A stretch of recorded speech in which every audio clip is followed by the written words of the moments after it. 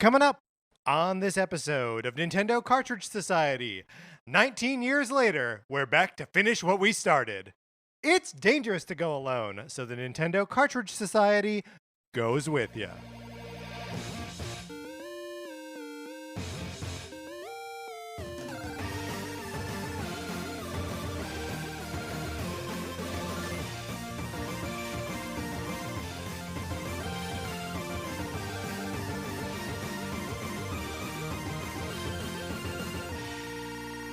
Welcome to Nintendo Cartridge Society. My name is Patrick Ellers, and I am joined, as I am always joined, on this beautiful Nintendo E3 Direct Day by my co-host, Mark Mitchell. Mark, how's it going? It's going so good. I am so excited to talk about this. Man, this felt like, to me, a proper E3 presentation. Yes, which I feel like we were hurting for. Like, we were seeing a number of presentations that were like, I just keep going back to the Capcom presentation. It's so weird. Where they told us exactly what they were going to show, and we were like, they're only just talking about games that are already out or games that will be out, like, next week. So, like, they must mean something else. But they didn't. They meant exactly what they said. Speaking of saying exactly what you mean, my copy of Sonic Forces, would you like to borrow it? This is my copy of Sonic Forces for the Nintendo Switch. You can get on the list to do so. All you gotta do is email us at nintendocartridgesociety@gmail.com and give us a mailing address. This mailing address will be an address where we can mail my copy of the game. It'll go to that address. It costs you nothing. There's a return addressed envelope already stamped. That costs you nothing. It's the perfect borrowing program. You might Yes. happen to get Untitled Goose Game instead of Sonic Forces, but here's the thing, you can't control it. No one can, except for me. But I'm really more administering the will of the program than I am controlling it. Another thing you can do is you can leave us a 5-star review on Apple Podcasts or wherever you get your podcasts. It helps people find the show. It makes Patrick and I feel good about ourselves. You can use it as like a writing credit on IMDb if you want. I think that's true. IMDb, probably. No, I said what I meant. Very good. Well, no, I feel like there was a great transition there, and now I've forgotten everything you said because I was trying to cue up the music. The music continues to haunt us. Oh my gosh. All right. Well, Mark, look, let us tarry no further because we've got a Nintendo Direct to discuss. Let's do it.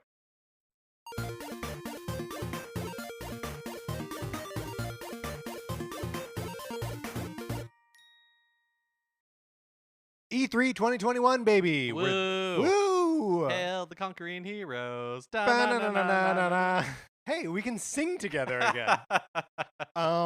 Yes. Very nice to see a Nintendo Direct followed by several hours of Treehouse Live. It felt like proper E3 to me. Yeah, absolutely. It was so nice to have that kind of like sense of normalcy around this whole thing. Which isn't to imply that this was a perfect presentation by any means, No. or that we got like a ton of blow us away announcements. But hey, that's what a Nintendo Direct is. Absolutely. That's a good point though, Patrick. Perhaps we should take our temperatures on how we felt about this Direct. On a scale from 1 to 10, 10 being the best. How are you feeling? So like 10 being the best theoretical Nintendo Direct? Yes, yeah. Not the best Nintendo Direct that has ever like actually happened, but like your dream Nintendo Direct would be a 10. I don't know, like an 8, like a 7 or an 8. I think like it's a really pretty solid, high, like 8. The one we're gonna run down everything that happened in this Direct in excruciating detail. And I don't want to. In no way am I looking a gift Direct in the mouth, but I will say that I left this a presentation I enjoyed very much, feeling like I wanted just one more kind of like meaty new announcement. Yeah. Well, we are in that place in the Zelda release or the Zelda pre-release cycle where we are too far away from it to too far away from the release set, like know anything about it or get any like real deep dives. But we are also deep enough into the process that like we have expectations. So when they show us a trailer with like some cool stuff that we can kind of pick apart, it's fun, but you're like, I want more, and they're like, there is no more. And that's just the space we find ourselves in. Yes. This Nintendo Direct, approximately 40 minutes, 38 minutes, and 50 seconds, showed off a bunch of games. I didn't count them all. And was hosted by Shinya Takahashi and Yoshiaki Koizumi. And then way at the end, Eiji Aonuma showed up to sort of punch in with a couple little things about Zelda. But other than that, like the human element was sort of missing from this. They didn't really do like developer like talking heads or anything like that. No, which I did not miss, but Nope. there was no like cute skit. There was nothing really. It was just kind of like, Right. hey, we're getting right into it, which I appreciated. Although, as we talked about in our E3 Memories episode, I enjoy when they do things that are very like specifically Nintendo. Like I don't tune into the Microsoft conference and expect there to be puppets, right? Right. But Right. like Nintendo sometimes does that, and so that's They fun when did they it do. once. They did it once, and everyone talks about it. But like in 2019, whatever year it was Yeah. that Doug Bowser became president of Nintendo, that was probably earlier than 2019. They did like a thing where Bowser, the Nintendo character, was also on Right. screen, like all that Yes. kind of stuff. None of that this year, just like right down into, hey, you want to see some games? Here's some games. Yeah. Which, welcome. And so a couple of the points that they hit right up at the top that I wanted to draw upon. First is that the Switch is now in its 5th year, Wild. which is surreal. Because we've been doing the show for the entirety of the Switch's lifespan plus a couple months. And then they also emphasized that the Switch is being played by a wide variety of players, and like specifically emphasized different levels of experience. That it is a home for both casual players and for like hardcore gaming types, which I think is we knew that was sort of like part of the Switch's strategy from the beginning. But it's interesting to see that they are recognizing that and developing for that. It's right? also something that we've heard them kind of like hit on in the past in these like presentations or Nintendo Directs in general, where they're like, "Hey, here's something for everyone," Yeah. and like we hope you find something for you in this. I think the difference now is that it's almost the correction back to like to being less about the casual players. Not that there aren't good, friendly, like casual like games in this lineup. But it almost seemed like they were saying like, "Don't worry, hardcore people, we got you." Totally, and that's what I meant. Like, I feel like the messaging has changed from the Wii era significantly, where it Yeah. was like it's for everyone, as in like everyone can play together. To there's something for everyone. There's something Yeah. for for every type of taste. So it's like no matter what type of gamer you are, like we are offering something on Switch that appeals to you. So the very first thing that we get here is, of course, the Super Smash Bros. Ultimate DLC character reveal of Kazuya. Yeah, so Kazuya? I wrote it out phonetically for Yeah. myself because I knew that we were going to be saying it, and I was reading it all wrong until like Sakurai comes on and says Kazuya. So I think that's how you pronounce it. He's one of the main guys from Tekken. Not a character that I have much familiarity with. But I don't know. I feel like this just puts him in the same bucket as like Terry Bogard, like a character that is a staple in a long running fighting game franchise. And so yeah, whatever, pop him in there. It's fine. Yeah, Sakurai shows up being like, "Hey, we haven't filmed the Sakurai Presents yet, but look below to see when it's going to be presented." And so the full presentation is going to be June 28th at 7 a.m. Pacific time. That's when we'll get the full blowout. And I thought this was a good way to start the presentation. Yeah. Kind of just like checking the box. We know it's coming, and we know we're going to get more information. There was a split second where I was worried we were going to get too much information about this character, because they did. I mean, first of all, there's a cute like trailer or a character reveal video where Kazuya is like throwing his defeated opponents into a volcano. And the last one that he tries to throw in there is Kirby, and Kirby just like floats away. It's very cute. But yeah, and then there's like a little clip of all of his moves. Yeah. Which started to feel just for a split second like it was going to be an in-depth dive. Whenever there's a Nintendo Direct and they tell us how long it's going to be, I'm Yes. always watching the clock during the trailers that I like am kind of losing interest in, because the like seeing every move for a new character in Smash Brothers is just something that like I personally do not care that much about. And so when I was like, this trailer was going on. Looking at the clock, we're like 5 minutes into a 40-minute presentation. Yeah, you're like, oh You're no. beginning to sweat a little bit, but they didn't linger too long.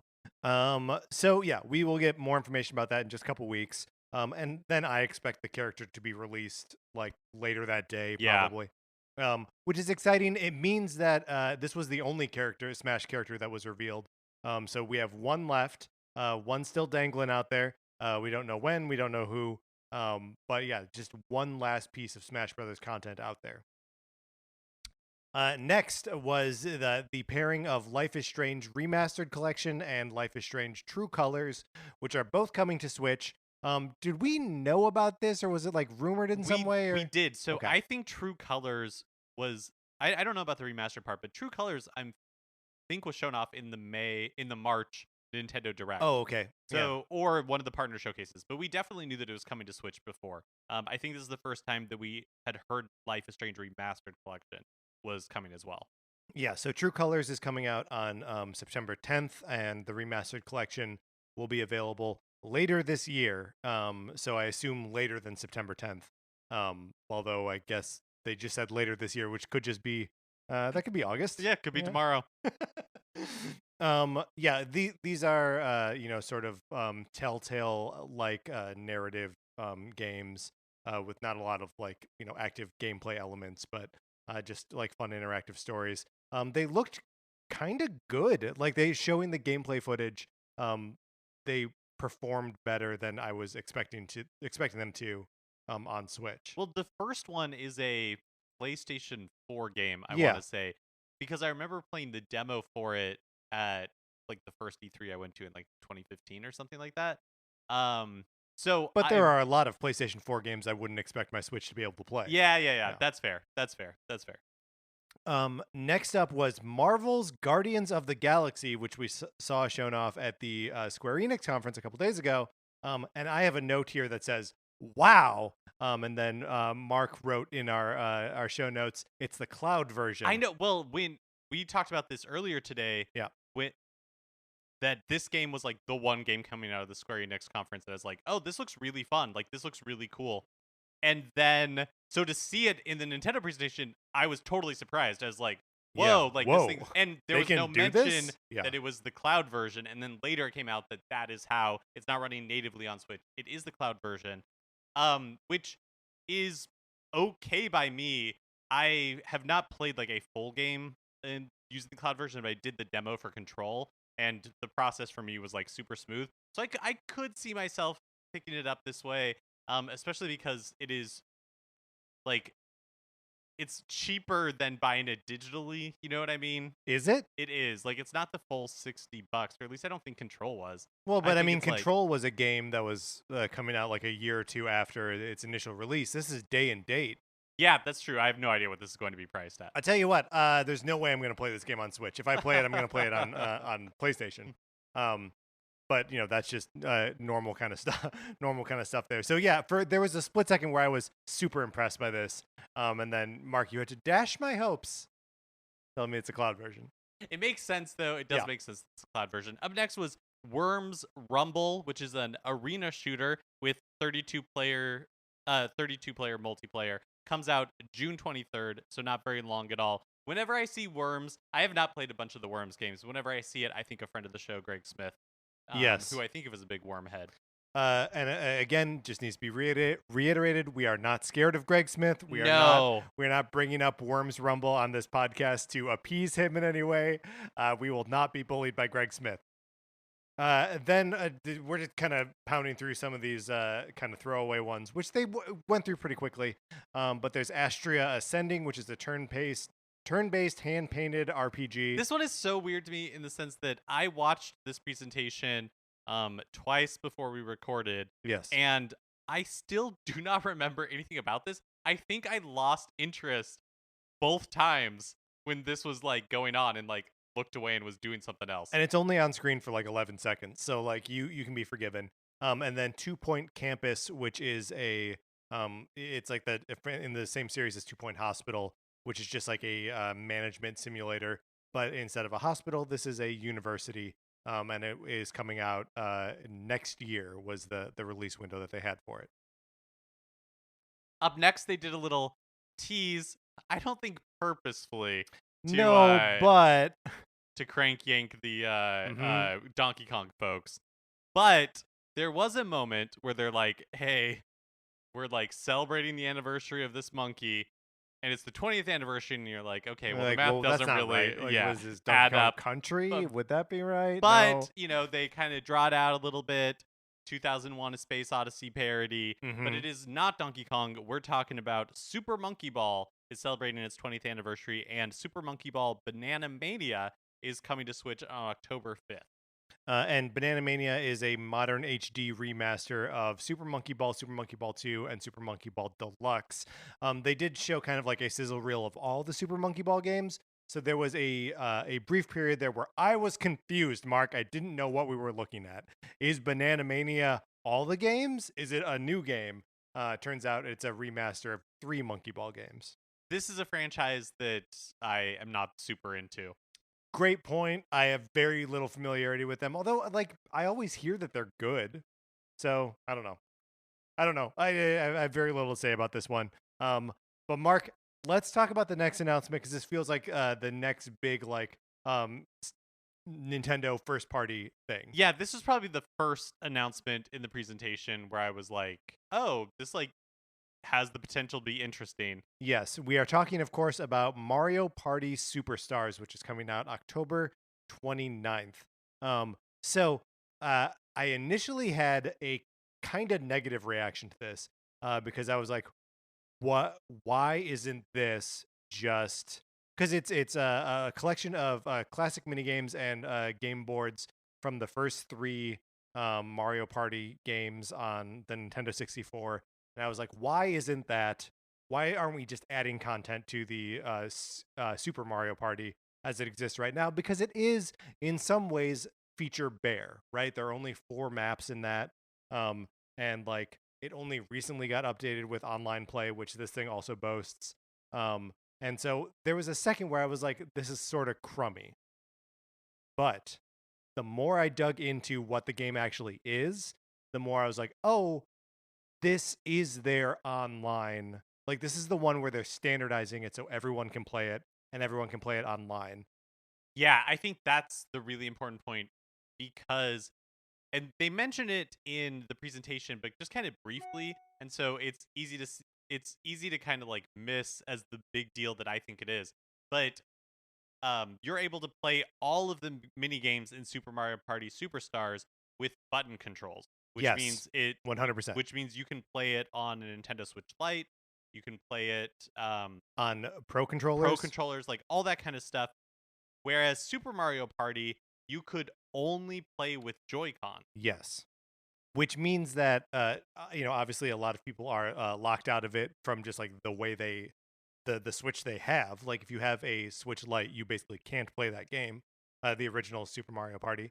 And if you just prefer to play, with 2 Joy Cons together on the grip, like even that's not part of the gameplay. Every player uses a single Joy Con in the original Super Mario Party, and this was like just way more feels like standardizing it, right? Of like everyone has buttons, so it's just going to be all button controls. But I also think like the online, yeah, Super Mario Party did just get an online update, Yeah, but online feels like it was thought of from the beginning yeah, for this totally. game. So you can online match with strangers. If you're playing with friends, you can save your progress mid game, and you can like communicate with stickers. So if you don't have like a voice chat going. Yeah, which I mean, and if you're playing with strangers, like that seems like the preferred way anyway, is just communicate with stickers. Um, yeah, I mean, this sounds sort of great, and like there is still the part of me that's like, man, I wish we could have just like fixed Super Mario Party. But in some ways, it seems like they're just like, no, forget that thing. Like this is the Mario Party now, and I think it's a great move. I have not played a lot of Mario Party in my life, Yeah, but I was watching the Treehouse Live segment for Mario Party, and those folks were having so much they fun. were having fun. It made me want to have that much fun. Like I'm Yeah. like maybe I need to get into this game. because they were having a blast. Well, and I mean, did you ever play the original Mario parties on Nintendo 64? We rented it occasionally from like Blockbuster or something, but I never owned it. Like I never put a ton of time into it. Yeah, I believe I owned the first one and then rented a couple of the other ones, probably also from Blockbuster. Um, but yeah, it'll be fun to like revisit a lot of those ideas. I am a little bummed out that there's only 5 game boards on here. That doesn't seem like enough. One of my complaints with the original or with Super Mario Party is that there are only 4 maps in there. So like one more is more, but it's not. It's still not a lot. Yeah, and it's interesting that if they're taking mini games from like all 3 games, Yeah. that although I guess I actually have no context for how many maps like the original Super like Yeah. Mario Party's had. Yeah. Yep. Nope. I don't remember either. So we will move on to okay. So the next portion is the Metroid portion, which starts with a Metroid Prime 4 shout out. We're still working on Metroid Prime 4. You know it's not ready yet. So like they don't even really they're just like, don't worry, that's still out there. Right. Yeah. We don't even get a logo. But then leads directly into a trailer for Metroid 5. And at the end of the trailer, it's revealed that the name of it is Metroid Dread. Mark, I shouted when I saw loved Dread. Everything about this. Yes. I loved that when the trailer began, it was Metroid 5 because I, for whatever reason, have really just wanted a Metroid 5. Like, just give us the next chapter. Yeah. They're delivering. When they called it Metroid Dread, I was also so like shocked and happy. Yeah. Because the story of Metroid Dread, I'm surprised, not surprised, I'm pleased that they used that name. It makes me feel like Sakamoto really has been holding on to this idea, or like Yes. has really wanted to do this idea for 15 years at this point. Because in like 2005-ish, in the Nintendo DS era, there was an official Nintendo list of software that was coming to the Nintendo DS, and Metroid Dread was listed on there. And that's the only time that that code name has ever been brought up, other than in the third Metroid Prime game. There's kind of like a Easter egg that also mentions Dread. And later Retro was like, oh no, that was just an Easter egg. But now we're there. now we're there, and they are Metroid Dread lives. I can't wait. I'm so excited. This looks so cool. Well, and the thing that's so rad about this, there are several things that are rad about it, but it all goes in this like the pieces of the universe lining up in a way that makes sense, in a way that like Nintendo seldom gives us, right? Like if you think Nintendo's going to do one thing, they are simply not going to do that. They're going to do something else. However, here, like this is Metroid Dread. This is a game that, as you said, has been sort of like quietly shelved for the last like 15 years and is now like coming out again. But this is also coming out of Mercury Steam, the development company that did the remake of Metroid 2, Samus Returns, which at the time there was so much talk about like, oh, this has got to be like a test for them, right? Like give them a game to remake and then they can make their own like brand new 2D Metroid. And it's one of those things where you're like, that makes too much sense. Right. Don't put any stock in that. And here are 2 separate threads coming together to actually give us a long lost game by the developer that's basically designed to make it. Yeah. It's unreal. It is unreal. And it's also like, it's fun for me. I feel like with Metroid Prime 4, all that kind of stuff, we have spent so much time in Samus's past. Yes. Since Metroid Fusion. And so to finally get that next chapter in her story is really exciting. Also, totally crazy to me. 2 things. One, that this is being touted as like the final chapter. So cool. Yes. And then the second thing that is crazy to me is that, not counting Samus Returns and also not counting Other M, because I guess since it's not entirely side-scrolling, that's how they're getting around it.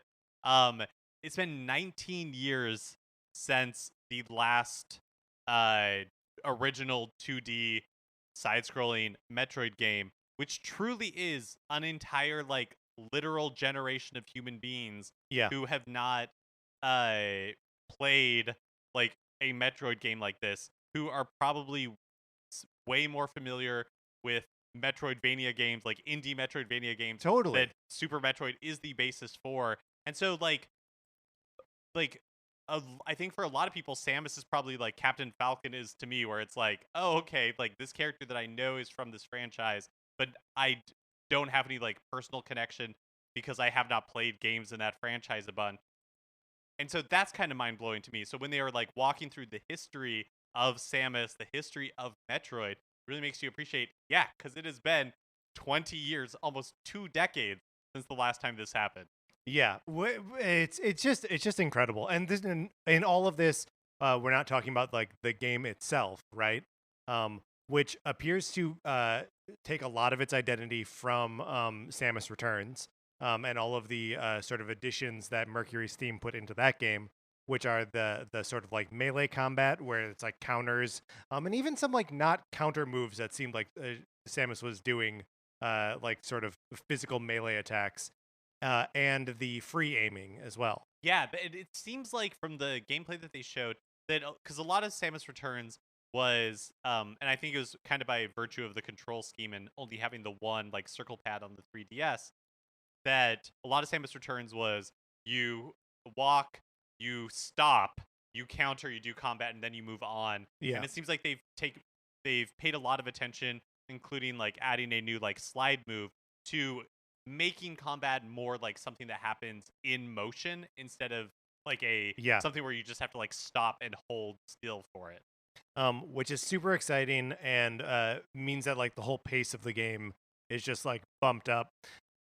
And the whole thing, it seems like, not all the time, obviously, but there is a constant presence that's sort of stalking Samus throughout, which is called Emmy, Emmi. And it's these robots that are kind of like dog-like, a little bird-like. And I have to tell you, this is the one part of it I'm a little stressed out already. that I'm not sold on. It reminds me kind of like Mr. X from Resident Evil, or Nemesis from Resident Evil. It reminds me a little bit of like is it Songbird? Whatever the little or big sisters from like BioShock 2. The big brothers, right? No, sorry, BioShock 2 had like like a big sister character. I think that's what it was. But anyways, it in that way it kind of feels like a mechanic from 15 years ago or 10 years ago that has been held over, but I am willing to see how it plays out. In theory, these are not like my favorite type of enemies, but it could be cool. I mean, there is a little bit of because there's one of those in Metroid Fusion as well, right? Like the Parasite, the X version of Samus that's like walking around.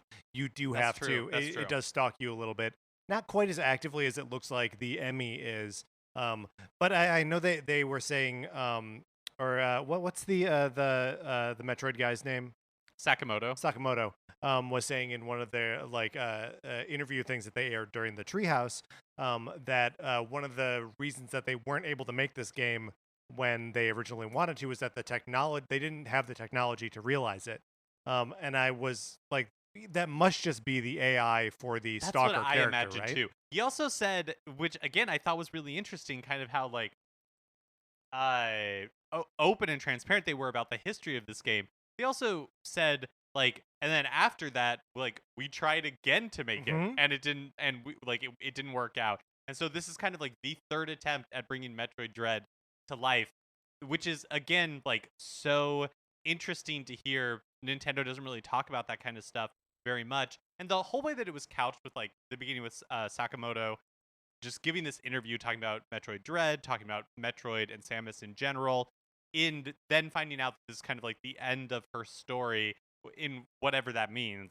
Right. Well, the end of her relationship to the Metroids is specifically what they're referring to. Yeah. So it does definitely feel like the end of something, and even if that is like Sakamoto's like involvement with Metroid, because this feels, just from that presentation, I got the sense like this is his kind of like last hurrah with it. This is Metroid Ultimate is what we're getting here.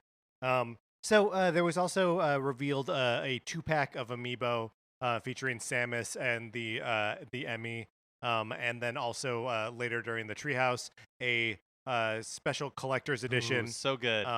Which comes with a steelbook case and some like cards that show the other 2D Metroid games and like an art book.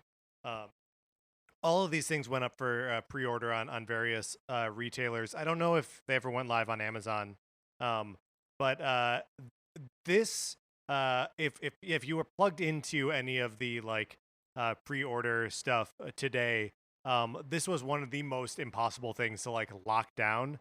Both the special edition and the amiibos were available for seconds. Well, like I generally am not like a collector of special editions. Yeah. I'm not a collector of amiibo, but I think there were people probably like me who are like E3 drunk, where you're just high Yes. on like the adrenaline of a new presentation. So you're like, yeah, like, all right, let's do it. Let's go for it. I did not end up getting either of them. But man, there's something about that collector's edition. There's something about the colors in Metroid Dread Yes. that like I think are really cool. I think Samus's outfit, like her new Really cool, armor, is really cool. It's kind of like an iteration on what we saw in Fusion, and like a little bit more of the gem tone kind yeah, of color. yeah, like lots of white, and like Yeah. the collector's edition like looked really cool. The cards for whatever reason like are really vibrant colors, and it all like plays really well together. The amiibo I'm not that crazy about. Like I think the pose for Samus in the up close like artwork that they have it for on the box looks really cool, but I feel like as a pose itself in the amiibo, it just doesn't look that dynamic. She's like weirdly squatting and like pointing her yeah, I'm arm not sure if cannon she's out. supposed to be like rushing towards Yeah, the it's not Emmy or clear. something, but And then the Emmy itself, we already expressed that this thing is probably going to stress us out. So I'm like, why do I want a toy of a thing that stresses me out? But so I was able to secure the special edition, which I'm very excited about. I was definitely E3 drunk when I ordered it, and also just like high on the adrenaline of like, oh my god, I have it in my cart, like I'm gonna do it. And like the special editions now are going on. The pre-orders are being resold on eBay for over $200. the thing itself is so expensive. I feel like it's yeah, like almost it's $100. $90. Yeah, Yeah. that's a lot. And if you were to also get the amiibo, that's $120. They're basically selling you the game twice, if you get everything. So I love it. It's a real Skyward Sword situation, where if you want to get everything for it, it's what, $80 for the Joy-Con, Yep. another $25 for so that's up to $105, plus $60 for the game itself, $165. You're buying the game 3 times if you buy everything. But this thing's so cool. I'm so glad that it's coming out. I can't believe Metroid Dread is real. I can't either. I can't believe we're actually seeing it and that it's coming so soon. October 8th. October 8th. Not that long at all. Incredible. Just absolutely mind-blowing. If there's ever like we need a reference point for like what caliber of a Nintendo announcement is like an earth-shatterer, Metroid Dread for me, like that's it. We're there. We've done it. That's Breath of the Wild 2, that's Odyssey 2, that's Mother 3. Like we're there. That's something that it's difficult for me to express how the fact that they held on to the Dread name all of these years, and after having it just show up that one time, it has just tickled the imagination of Metroid fans for literally like 15 years now. And so to have it come to fruition, there's something just really, really fun about that. Yeah, as a lifelong like Nintendo history dork, like it's just very exciting. Metroid Dread is here. It's coming out in October. We're gonna play it. It's a game, a real game that we can play. And then they followed that up with Just Dance 2022.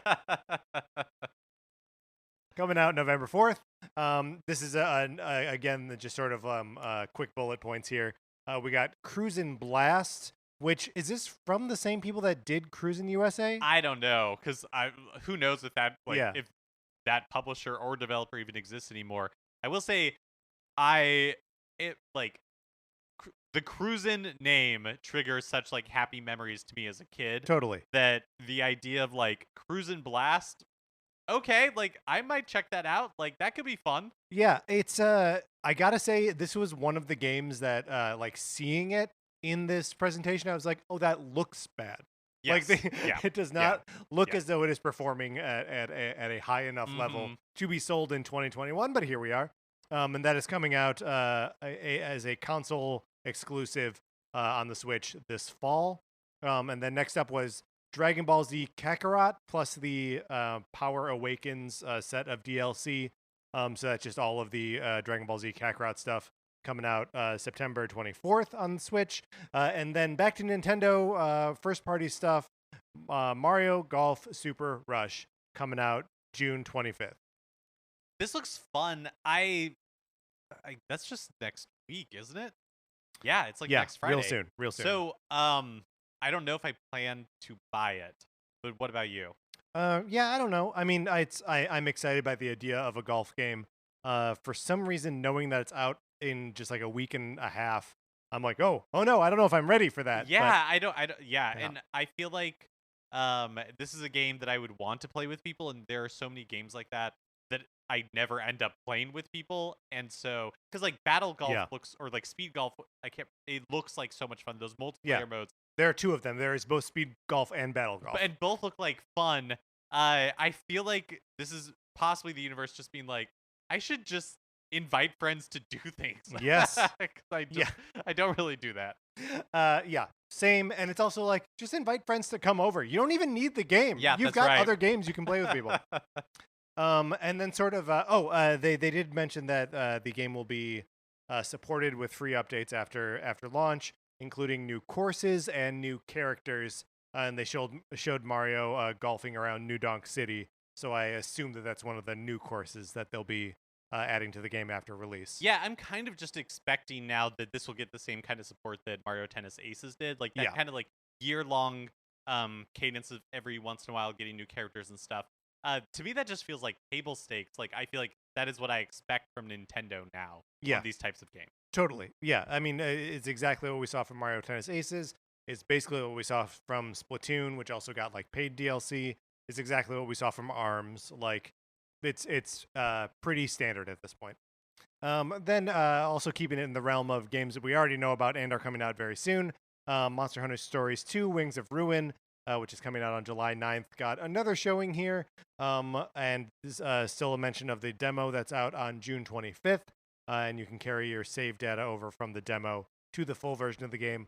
One thing they mentioned here that I don't know if it had been mentioned before, but it probably has, it was just the first time I noticed, was there are co-op multiplayer quests and battles, which is a very like regular Monster Hunter thing to do, but I wasn't aware that they were bringing that functionality over to the turn-based Monster Hunter Stories. Yeah, me either. This game continues to look very cute, like very adorable appealing to me. I'm so glad there's this free demo because I will play this free demo. Yes. Okay, now let us talk about the other announcement that warmed my heart so much in this presentation. Friends, we're getting another WarioWare game. Oh my god! WarioWare Get It Together is coming out September 10th. And WarioWare Get It Together, to me, exemplifies when Nintendo says, like, oh, we'll make another one of these when we have, like, a new idea. Yes. This feels like that new idea in the way that it's the WarioWare microgames that you are familiar with, but with more, like, stuff. And with, like, a more specific twist. Yeah, like, that's a great point. A very specific take on it. And, like, I just want to pause here for a second because I feel like we're reaching this very interesting point with a lot of Nintendo franchises and series where, like, Smash Ultimate or Mario Kart 8 Deluxe and what we thought was true of WarioWare Gold, where it's like, okay, this is just the greatest, not just the greatest hits, but it's everything from the series. It is the ultimate, the complete version of, it's the platonic ideal of the franchise. And where we have yet to see how Mario Kart or Smash Brothers will reinvent themselves, this is the reinvention of WarioWare.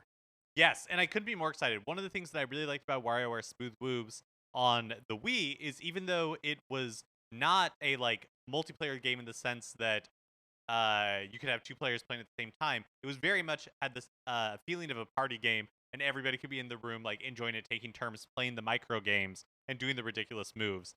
This WarioWare game actually has co-op. It has multiplayer, which is so much fun.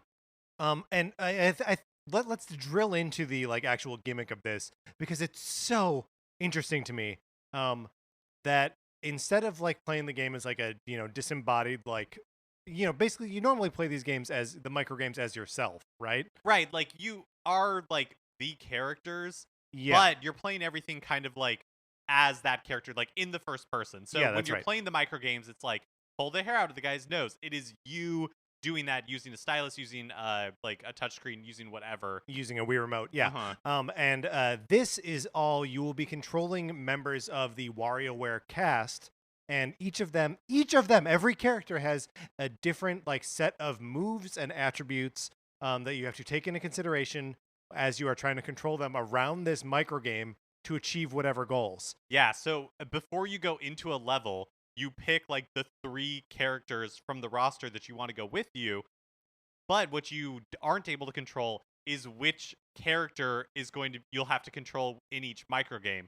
So that means like in one micro game, like Wario might be able to run and jump, but another character might have a jetpack, and so they're going to control very differently. And the way that you would be able to complete that micro game would be very different.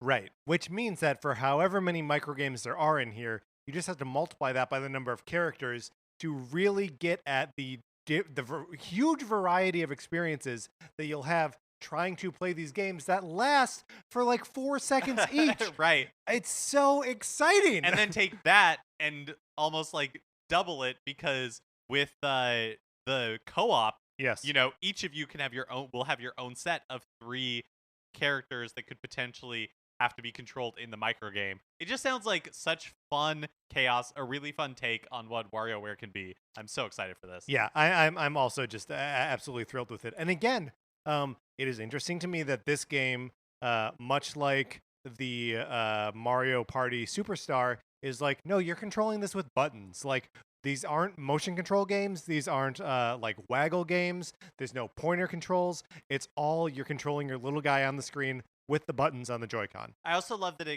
the title potentially sounds like, hey, this is a long walk.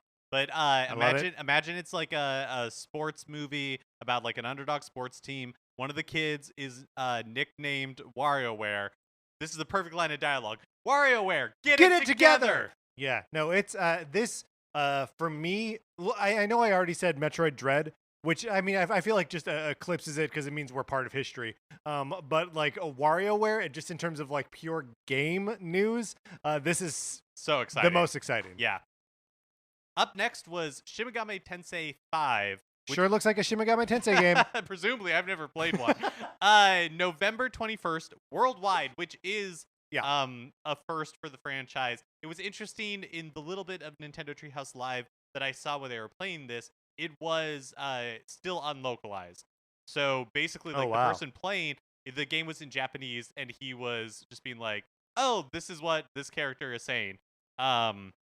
So I thought the trailer looked interesting.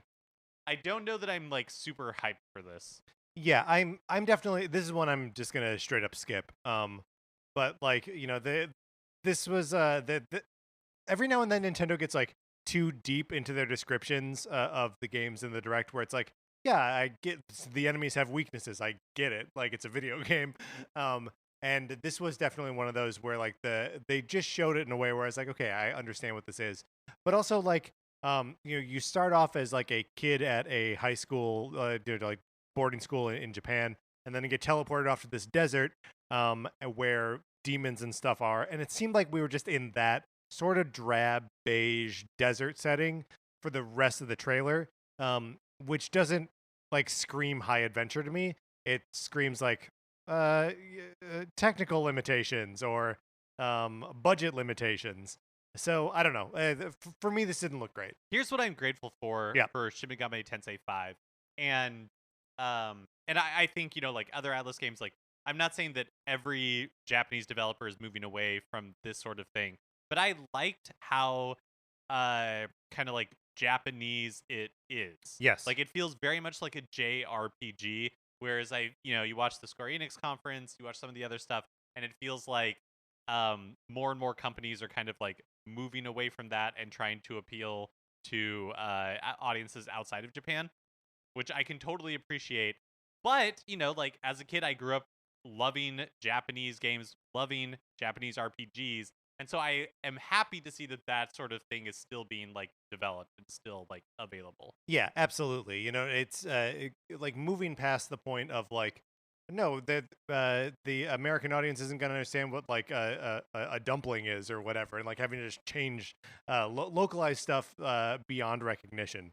But sort of in the same vein, we also got the announcement for Danganronpa Decadence, which is a collection of all three Danganronpa games plus a like fleshing out of a board game that appears in Danganronpa 3. I assume it's not like clear. a triple triad type situation, Sure, right? yeah.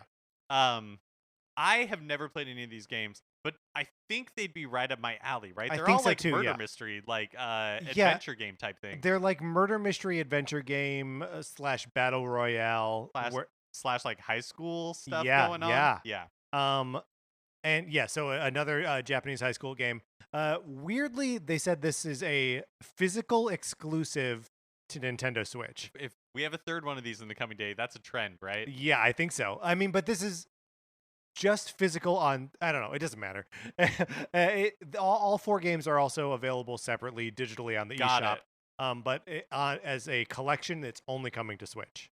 And only physically. Yes. Oh, okay. Yeah. Cool. Well, I'm glad that the 4 games separately will be available on the eShop, because then I can pick up like the first one or whatever. Yeah, see if you like it. Yeah, check it out. So yeah, excited about that one. Another one that like when we talk about like Wii U games that are orphaned on the Wii U, I think everybody forgets about Fatal Frame Maiden of Blackwater, which is a like survival horror game that has an interesting history with Nintendo. The first like 3 or 4 games were all on PlayStation, and then in 2008 Nintendo started co-producing these games and publishing them, and they never were released outside of Japan. But there was one for Wii, there was one for Nintendo DS that actually may have been, or sorry, 3DS, that may have been localized outside of Japan. But then there is this game, the Wii U one, Fatal Frame Maiden of Blackwater. And so this is It was a Wii U exclusive. Game. Okay. Yeah, it was a Wii U exclusive that is now being released, that Nintendo published and helped co-develop. But never localized? But never localized. Okay, got it. Yeah. But what's interesting is that even though it was a Wii U exclusive published by Nintendo, it is being released on all platforms. Oh. It is not a Nintendo Switch exclusive, this like re-release. So it's being re-released by Koei Tecmo on all platforms. So I don't know if it's like a Wonderful 101 type situation where Nintendo's just like, and you can like fly free. I release you. This game didn't like perform that great anyway, so we don't feel attached to it. Right. But it does mean that we got at least one Wii U port this year. So yeah, that's right. There we go. Oh my gosh, that's right. This game is also going to be digital only on all platforms. And then next up, we had just another like quick rundown of new games and sets of DLC that are coming out relatively soon. Doom Eternal: The Ancient Gods Part 1, which is available today. Tony Hawk's Pro Skater 1+2 Remake on June 25th. And The Strange Brigade, which is available later today. I've watched the Direct twice now. I couldn't tell you anything about Strange Brigade. It's like a co-op, you're fighting a witch, dungeon crawler type thing. It's not really clear. Up next, they showed off a trailer for Mario plus Rabbids Sparks of Hope, which of course was revealed at the Ubisoft Forward conference just a few days earlier. Still very excited about this. I don't think we saw anything new there.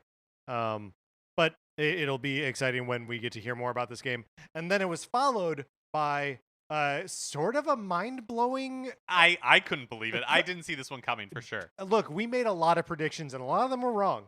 But we were nowhere near guessing that they were going to release Advance Wars 1+2 Reboot Camp on December 3rd. Reimagined and rebuilt from the ground up. These are remakes of the Game Boy Advance games. That's right. Advance Wars, Advance Wars 2. They were originally created by Intelligent Systems. These ports are actually developed by Way Forward, with Intelligent Systems and Nintendo kind of like overseeing it. This looks I mean, I'll be honest, I miss the pixel art So do I. from the originals, but I feel like the art style in this is fun and it's very expressive. Yeah, well, and it's in moving it from pixel art to 3D. It means they're also preparing it for like widescreen display as Yeah. well. Like, if they were just straight up, because I played both of these games a little bit on my Wii U, which works great on the gamepad, but looks insane when you put it up on the TV. So this is one of those instances where I'm like, okay, all right, we can't always just use the pixel art. Totally. And I think like if you are going to reintroduce games like this to modern audiences, I think you need an updated presentation. It actually kind of Totally. reminds me a little bit of the makeover that Mega Man got Yeah. for Mega Man Mhm. 11. It still has that like very cartoony aesthetic, but in a fully realized like 3D form. Yeah, absolutely. And this is also one where, like, you can rag on Nintendo for like, milking the sort of nostalgia button over and over again. And this is definitely that, right? Like they're bringing back old games, but old games that we sort of thought they'd moved on from and or Totally. had forgotten, right? Yeah, absolutely. Because again, Intelligent Systems was the creators of this franchise, but they have kind of become like the Paper Mario and Fire Emblem. and of course, Codename Steam. Of course, house. Codename Steam. And so I love that 20 years from now we'll be like, and there's a Codename Steam too? We thought they forgot about this But game. okay, but the mind reels now. Now that we have seen the Mercury Steam game plan in action, right? Where Yes. there was like the remake of Samus Returns, and then now a few years later we are seeing a brand new game. I do wonder if Yes. Advance Wars is no longer relegated to history if this like series does well, especially if it's way forward developing it. Honestly, I have the same thought about Famicom Detective Club. Yes. Because there was an interview with a developer from, maybe it was the producer of the games, from Mages, who is the developer who actually did the remake, saying that he would love to create another one. And as Nintendo is working with more and more third parties on this kind of stuff, and Yeah. they're not relying on their own internal resources, it feels much more possible than it did in the past. Yeah, totally. And like that's the sort of thinking. And even if we had been talking about Famicom Detective Club a couple weeks ago, and you'd been like, "Oh yeah, I wonder if these do well enough if they'll make a new one," it'd have been like, "Okay, that's too straight a line. That makes too much sense." But now we have seen with Metroid Dread being birthed into this reality that like all things are possible now. Yeah, and like, I just to keep reiterating this because I think it is so potentially instructive for the future that it is like a third party Yes. that Nintendo has partnered with or third party for now. Who knows? Maybe they'll like end up buying them like they did Level Up game. No. Level 5 is not right. No. It's the Luigi's Mansion developer. Yeah. Next Level? Next Level games. Next Level games. We did it. We got there. Also, yeah, I'm gonna stop trying to make myself play the original Game Boy Advance version of these games. I'm gonna play the reboot camp when it comes out. And it's another one that I think makes a ton of sense on the Switch, having that like hybrid format, Yes. because this is primarily a like handheld franchise. And so while I'm sure it'll play fine, like great on the TV, just Yeah, like its home is just gonna like be in your Metroid hand, Dread yeah. will, like it feels right at home in your hand. What a cool time for the sort of handheld style of games, right? Like with Samus Returns and this, basically getting brand new life on the Switch. So it's something that I like. Maybe we're finally seeing the consolidation of the like two different development teams or two different development strategies, and we're seeing the handheld games and the console games both on the system at the same Yeah, time. just like with the twist in a way that I didn't really expect, which is that again, like being developed outside of Nintendo. Yeah. With like Nintendo overseeing and being really involved with the development. I love it. More third parties, please. Yeah. Two things to mention on Advance Wars. One is a plug for an episode we did a while back where we definitively determined the greatest Nintendo RPG hero of all time. Of course, Andy from Advance Wars showed up in that episode. Maybe not a strong showing necessarily. No, but I don't think we showed up. knew a whole lot about Advance Wars. And then the second thing is that in Treehouse Live, when they were playing Advance Wars 1+2 Reboot Camp, they mentioned that online play is going to be a part of it. Not a lot else was said. I think possibly it was for this that they said it was 4 players, but I might Huh. have been mistaken. That might have been a different game. But online play for sure is part of this. The other part might just be my bad memory.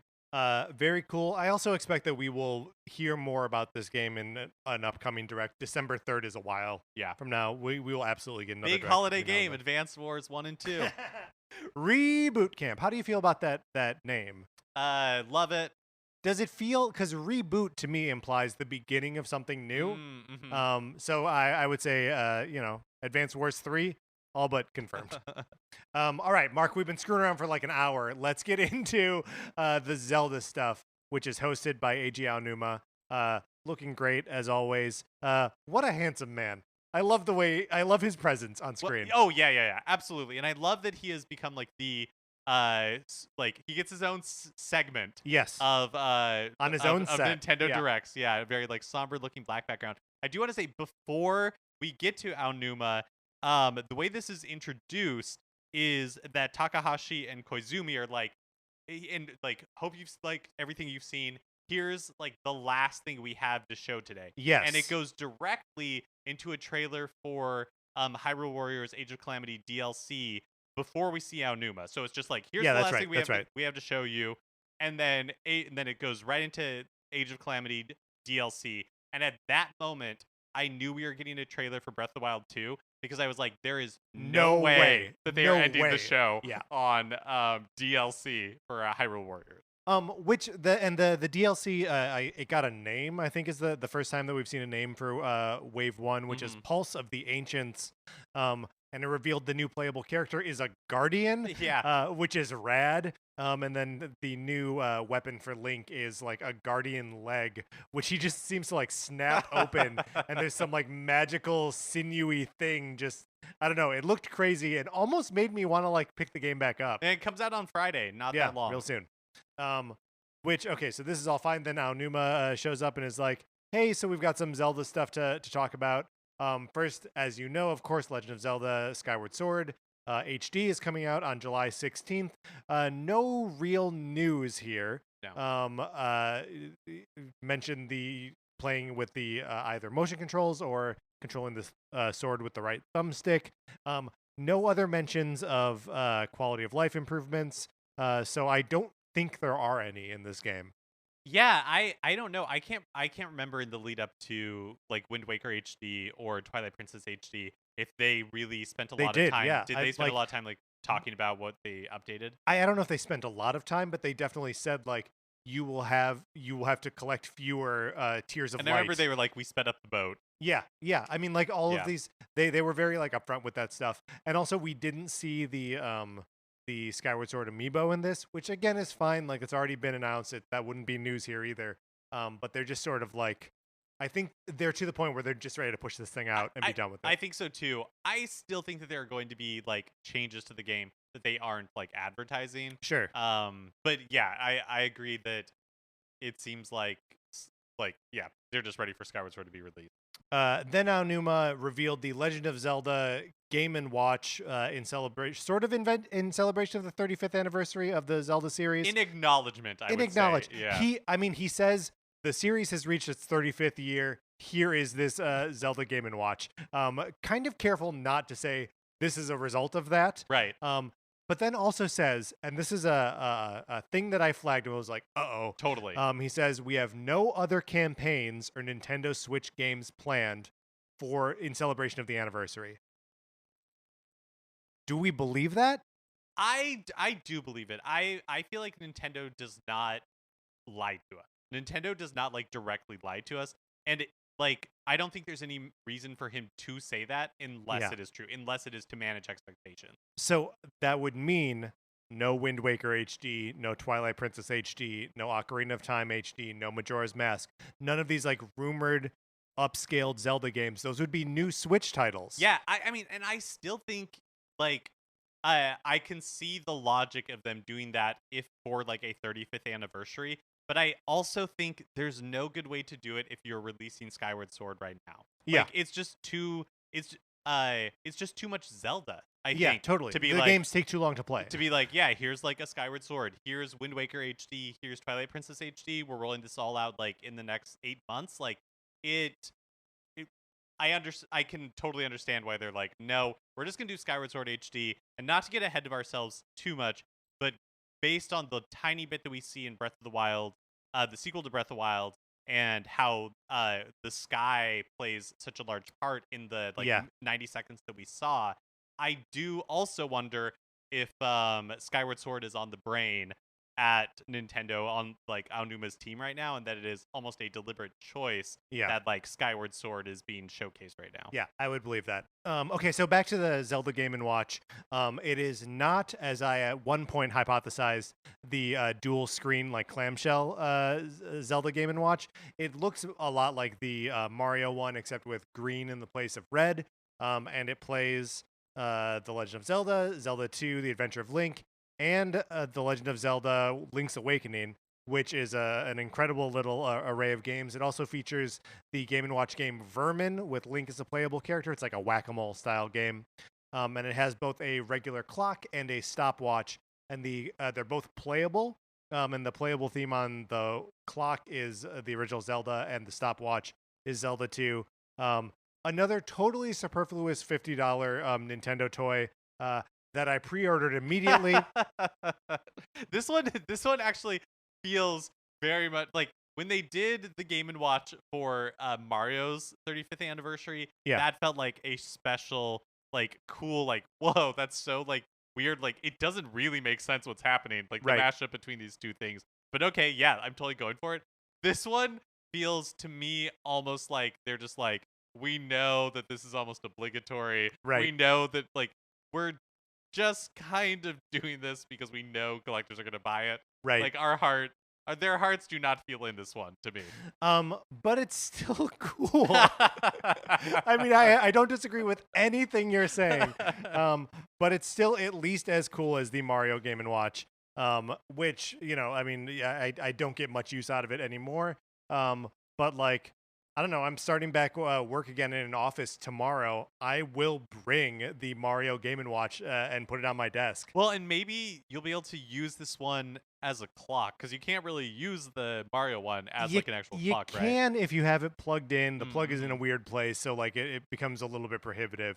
So yeah, I mean, you could use either of these as clocks. I liked the way he showed this off, where like he pulled it out of his breast pocket. Yeah. And he's wearing this like very stylish like white Just crisp a like handsome man. like button down shirt that has like the Legend of Zelda logo on the pocket. It was just a very smooth reveal.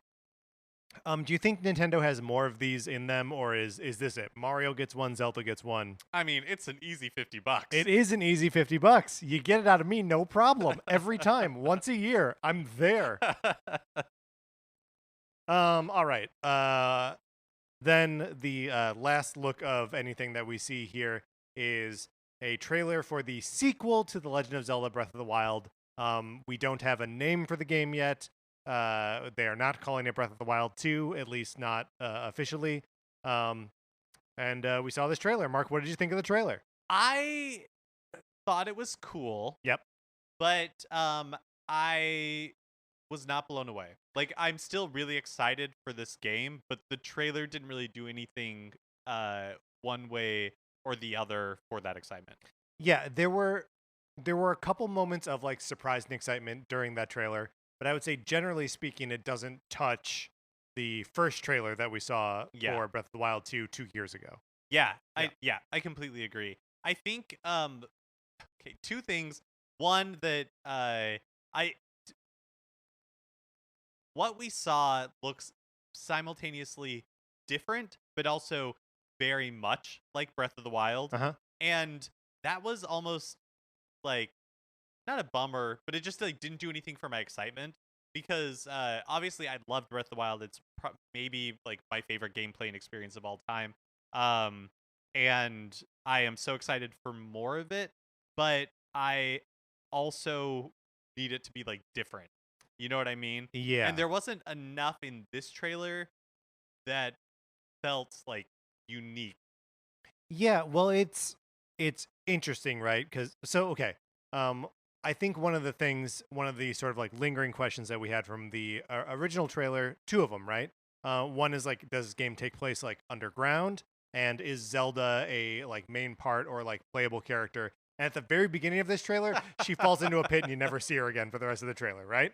Yeah, is it weird that they never show like Link's face in this entire trailer? Oh, that's interesting. No, I'm not saying that you play as Zelda. I feel like Mark's Nintendo's saying you play as Zelda. I don't think that it might have just been like an editing choice, but Yeah. it is like deliberately you never see like Link's face. Yeah, and the first that we do see of Link, or presumably the hero that you're playing as in this game, he is falling from the sky wearing like a toga or something. Yeah, and it He, immediately made me think like, ooh, those like Immortal Phoenix Rising, like I mean, I was thinking Kid Icarus Uprising yeah. because we just played that game, and Link's got this like mechanical junk on his arm. Yeah, we see early in the trailer, we see like the black and like red glowing like tendrils Yeah.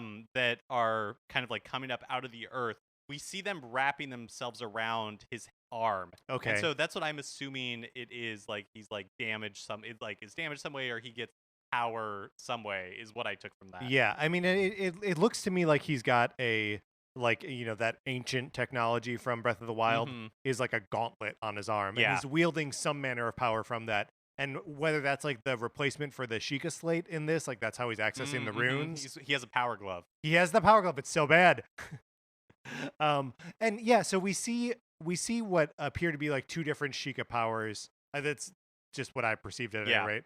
Through the course of this trailer, and one is like a time rewinding feature where it's like a ball rolling at a big metal ball rolling at Link, and then he can like reverse the time on it so it like flies backwards, which feels a little bit in line with both the time freezing and the magnesis powers from the first game. And then we also see Link, which this also may be tied to rewinding time, but like phase through a like rock platform. Yeah, he like falls up through it. Falls up. Almost like liquid. Yes. Yeah. So I wonder if they are removing the 4 original physics powers in the first game and replacing them with 4 other physics powers, which could be enough to fundamentally change Link's relationship to the world. Yeah. And then they also like so much of it takes place like in the sky. Yeah. Like in the air. Well, and like floating islands. Yeah. Mm-hmm. Which again, very Skyward Swordish, which makes again me wonder if there is going to be some sort of the tie is closer than we realize between the two. I think what again, like what I loved so much about Breath of the Wild was exploring the world. Yeah. And while I am 99% confident that the Hyrule that you explore in this game is going to be, there's going to be like a ton new in it. And so it'll basically like be like an entirely new map. Maybe it'll be that the Hyrule that we know from the first game exists on the lower level, and then there's like an entire upper level for you to like explore. That is the one part that I'm kind of like, I'm really holding out for, like, for more information, where it's just like, what exactly is the exploration aspect of this? Because that was so important to my experience of Breath of the Wild that like my hope is that it's not like diminished in the second game. Well, I mean, one of the things that we do see in this trailer is, and we saw in the original trailer too, is Ganon's castle being like lifted out of the ground and like coming into the sky, which implies to me that the floating islands around in the sky are pieces of Hyrule that have been like lifted up out of the ground. So whatever is down there now would be like unrecognizable from what had been down there before, and maybe we would see some of those same like formations that we played around in the first game up in the sky. Got it. So it's and almost like the separated reverse of, and jumbled. Yeah, and maybe there is also like I mean, what we've seen from the first two trailers, like into the catacombs, like, Totally. part of it. Which is sort of present in the original game too. Like there are gorges and stuff where there are true. like temples and stuff like that. 2022. Yep. At least. Aonuma said we are aiming for 2022, which you know, it made me a little bit nervous, and then I was like, you know what, girl, take your time. Like, also it makes me think like, yeah, the scope of this must huge. be huge. Yeah, I mean, oh, the other thing I was gonna say is the fact that they keep referring to this as the sequel to Breath of the Wild and not like Breath of the Wild 2. It does make me wonder where in like the Breath of the Wild timeline this is going to fall. Yeah, Is and there? possibly even the greater Zelda timeline. Because Yeah, like, as it is right now, Breath of the Wild, I believe, is like the far flung future for like all the Zelda timelines. So far in the future that it's sort of after they've merged back into one. Um, and I wonder with all of the Sky stuff if there's a link back to um Skyward Sword, which is canonically the first game in the right. series. I wonder if we're closing a time loop here, Mark. Well, and like Link is wearing like a new tunic in a Yep. lot of it, right? It looks much more ancient Greek, almost like toga like, which at least has to me has those connotations of it being like ancient, like back in Yeah. time. But it is the same like Zelda presumably from Link to the or Breath of the Wild. So, but yeah, could be time travel Who knows? connections Yeah, like. it's very exciting. Mhm. It's I we are still so far away and have seen so little of this game. That I don't think we truly have any idea what the game is yet. Totally. Like just none. And to your point, I can see where that makes this not the most exciting thing to be shown during a presentation. Especially when we've already seen Metroid Dread. We're already part of history, Mark.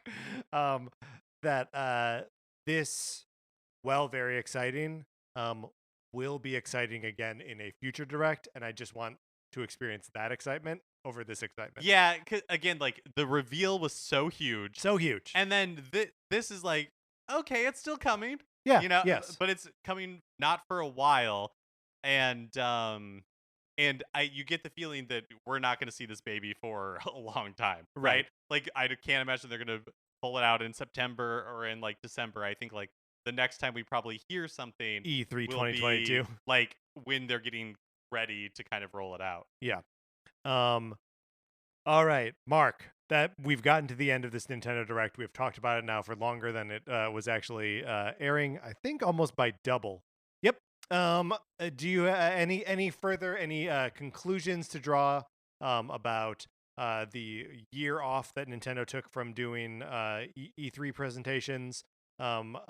Whether we can expect another Nintendo Direct between now and the next time they do this, or just how it compared to other E3 I presentations. felt like so many of the other E3 presentations, even the Microsoft one, which I thought was the another very good E3 presentation, it was very clear to me how much COVID had affected Yeah, release schedules. Where it was like everything Microsoft felt like it was 2022. Capcom just wanted to talk about the stuff that was already out, and so I think not a lot of people have confidence in their 2021 release schedule, and are looking to 2022. And so, in that sense, I actually thought Nintendo's presentation was like pretty good because they've already talked about some stuff that's coming in 2022, like Splatoon 3, yep, Breath of the Wild 2, maybe. But the stuff that's coming for 2021, like wouldn't really expect in a good like regular year for Nintendo to have much more than this coming. yep. And if they do another direct, like maybe maybe there's one more like game out there for the Yeah. year. Well, and even like seeing this stuff and the other games that are coming out like immediately, there's still the Pokemon remakes are like right on the horizon too. Yeah, and that's such a good point because when you look at like Nintendo's fall, it is like pretty fleshed out now. Like, Yeah, sure, do we have something for August? Like, maybe not, but September, October, November, and now you have December. something at the beginning of Yeah. December. It's like, oh yeah, like their schedule is pretty full. Yeah, I mean it's starting to look like 2019 to me, right? The year when we were getting Astral Chain, Daemon X Machina, Fire Emblem, Pokemon Sword and Shield, Luigi's Mansion 4, Link's Awakening, where it's just like all of these games which are big, not like not the Yeah, like blow you away sort of thing, and like this is that plus Metroid yeah, Dread. you're right. Because I think 2019 was the year I was like, yeah, this is all good, but Nintendo has like one more thing looming. I can Yeah, feel it. yeah, And they didn't. And I think that this is a similar thing. But I am impressed with how much they have in 2021, yeah. Me too. like compared to other people, their E3 presentations felt like we have some stuff coming, but it's really coming. Whereas I feel like Nintendo really fleshed out their year well. Yeah, and I think especially in compared to 2020, which 2020 whatever, where like really all they put out like big and earth shattering was Animal Crossing, and that was appropriately earth shattering, right? Like that was the biggest game of the year. And then like just sort of like drips and drabs to like sort of keep the fan base going. It seems like the back half of 2021 is making up for that. Yeah, like it doesn't have a new Legend of Zelda, it doesn't have a new Mario, but It's got a new 2D Metroid. it has a lot of, I think, like solid like triples. Yeah. And the home run that is Metroid Dread. All right, Mark, let's close out this conversation.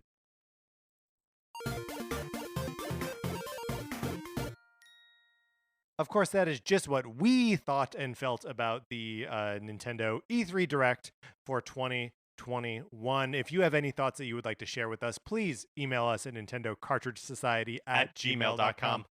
Did you fall into any of the mad pre-order rush to grab any of this stuff? I was not able to get my hands on the Metroid amiibo, but I think that's for the best. I don't need them, right? It's always eBay. Look, no. Everything's so expensive on eBay. All right, Mark, that's going to do it for this episode of Nintendo Cartridge Society. Remember, please rate, review, and follow us on Apple Podcasts. If you like the episode, please share it on Facebook or Twitter. It helps us out when you do that. You can follow us on Twitter. I'm at Patrick_Ellers. Mark is at MKE Mitchell, and the show is at Cart Society. We also have a Facebook page, which is just Nintendo Cartridge Society. Olivia Duncan made our logo. Our theme music is provided by 8-Bit Betty. You can get more of his music by going to 8bitbetty.com or by listening right now. For my co-host, Mark Mitchell, this is Patrick Ellers saying Advance Wars is back! And thank you for listening.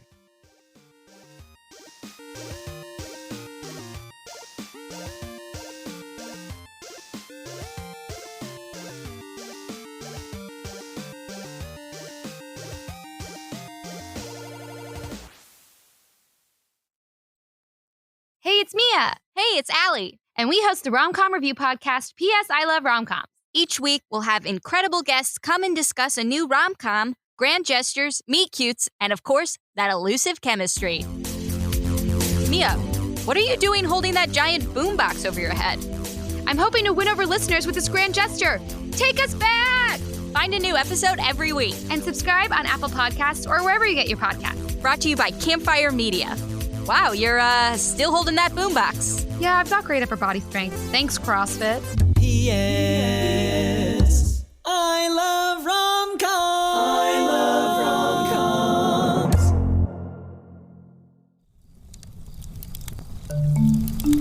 Campfire.